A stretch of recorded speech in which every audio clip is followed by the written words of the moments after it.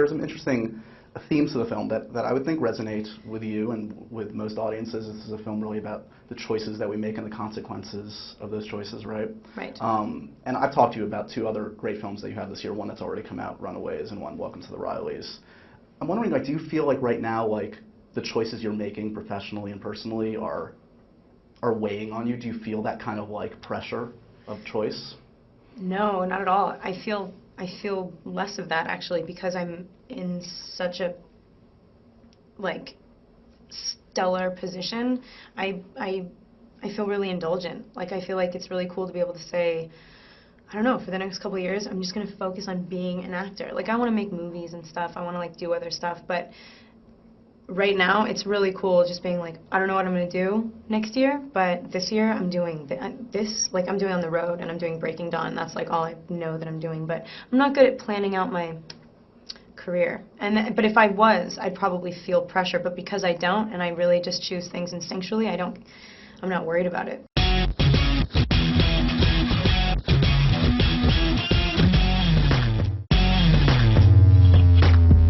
You know, you're on the Crazy Press tour right now. How do you, I mean, obviously this is not your favorite thing to do, and I don't think, why would it be? Right. How are you going to kind of keep it interesting, entertaining, not mind-numbing, not let Rob say that you're pregnant in public circumstances? Have you given him instructions not to do that again? I don't give Rob any instructions. But I don't know. I'm actually having just natural, I'm not like forcing myself to do it, but I'm just naturally having more fun with it because you get to talk about stuff that you normally don't really think about, and so it is interesting. There's like an interesting aspect. Also, you guys are weirdos, and like we get to talk to different people all the time. Maybe not you. You're pretty cool. No, you can call me weirdos. But yeah. like, everybody's different, so it's actually like, the only thing that freaked me out before was just getting nervous about what I said, and now I'm not nervous about what I say because I know what I want to say. And before I didn't, I had nothing to say. As an actor, it's like, okay, cool, I'm so interesting, I'm just going to sit here and talk about myself and like look like that's important to other people. That was always hard for me to do, so I looked like rude or whatever, but I'm having more fun with it now, like, as you can probably, yeah, whatever.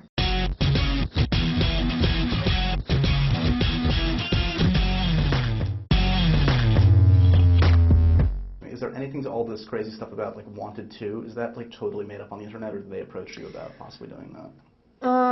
Yeah, I mean, like, it's weird to answer questions like this. The only two projects that I'm confirmed in now are On the Road and Breaking Dawn, 1 and 2. And we can read into whatever we like from that. Whatever. Answer. Yeah, I don't know. Does the idea, I mean, a lot of the folks got into the action this time around. Does the idea of doing kind of a kick-ass action role in the abstract at least appeal to you? Yes, definitely. As long as it was good. I mean, like, it's really exciting to see. And Wanted was a great movie. Like, that, like, James McAvoy makes that movie different from most other action movies because he's a real guy. Like, you're so with him. And I feel like most action movies don't have that. So if it had that, definitely. Right. But I wouldn't just want to be in, like, a mindless blow-up movie. I'm not into it. Right. There's also talk lately that theater might be in the offing. Is that true that you're considering doing theater? People have been asking me that. It's so weird. I don't know where that came from. I would love to. That also is something that really intimidates me, and I have no experience with it. But I would want to, definitely. It's just I'm not doing that right now.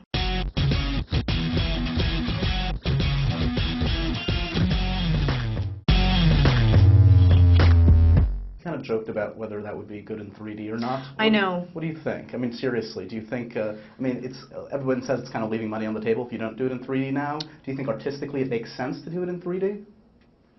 I think artistically it would be, I mean, I'm probably speaking out of line or whatever, but like, I think it would be awesome because when nobody knows what it's like to look through the eyes of a vampire. What if it's like, you know what I mean? Like, what if she opens her eyes to this extraordinary world, you know what I mean? Like, right. It could be cool. I mean, the baby part, my guess is that it's easy to joke around how weird that would be, but it wouldn't be the whole thing, it would be parts.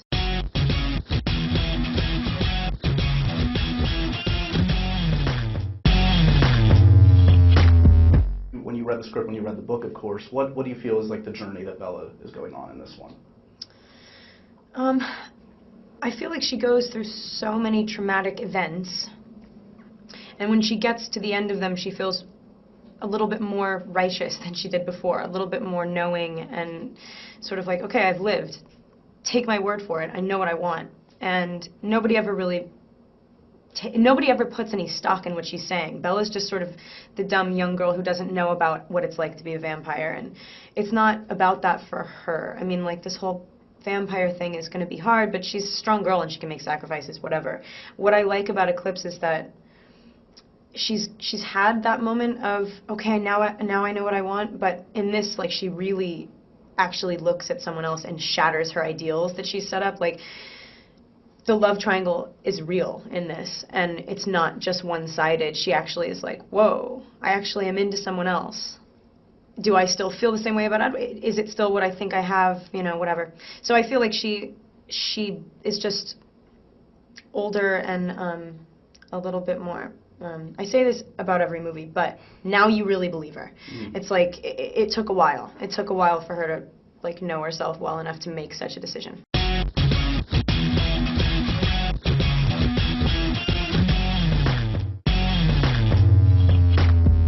Looking at all the crazy merchandise over the last few years, is there one that's resonated with you when you've seen your face on something that's been like, how the hell did my face end up on this? Right. I've heard that there are pretty obscene items that you can get with the boys' faces on them, and that is just actually really weird, like, not even funny weird, like, just weird. And the underwear's funny weird, the boys on the underwear, but I'm actually just on t-shirts and dolls and stuff, to be honest. I don't think that I'm on, like, bed sheets and stuff like that, which